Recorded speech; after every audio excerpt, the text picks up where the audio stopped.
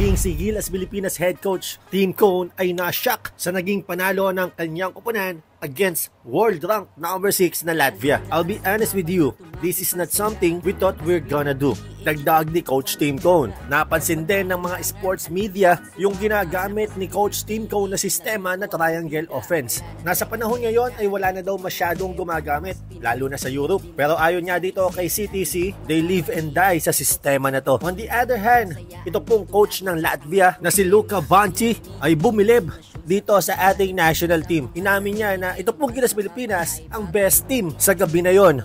Nahirapan daw talaga sila sa depensa ng Gilas Pilipinas sa kanilang physicality at sa kauna-una ang pagkakataon. Ngayon ko lang narinig na ang isang European coach ay binigyang diin yung size ng Gilas Pilipinas. Malalaki daw yung ating players. Well, totoo naman dahil meron tayong Junmar Fajardo na grabe mga labaw sa ilalim. Kai Sotto, maganda yung nilaro niya kagabi. Sabi nga ng coach ng Latvia, excellent game daw para sa Gilas Pilipinas. Nabanggit natin kanina si Kai Sotto.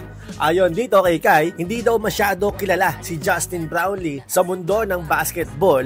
Pero sa Pilipinas, si Justin Brownlee daw ang tinuturing na Michael Jordan ng ating bayan. So what's next para sa Gilas Pilipinas? Mamaya pong 8:30 ng gabi, may laban muli ang ating national team against Georgia. Malakas din po itong team na to. Hindi porket tinambakan ng Latvia na tinalo natin, kayang-kaya na rin nating talunin. Ang basketball ay hindi lang bilog ang bola, mahiwaga rin ang basketball. Sabi nga ni CTC kanina, hindi siya makapaniwala na tinalo natin yung Latvia. Ito pong Croatia, tinalo po sila Luka Doncic at Slovenia, pero kagabi, tinalo sila ng New Zealand. Kaya naman, anything is possible. But anyways, hopefully, magtuloy-tuloy yung momentum ng Gilas Pilipinas at nasa atin na rin yung advantage. Manalo o matalo, makakapasok tayo sa semifinals. Kailangan lang natin manalo sa Georgia at kung hindi man, kailangan naman tayong talunin ng Georgia ng at least 19 points ang kanilang lamang para makapasok sa semis. For more basketball update, please subscribe,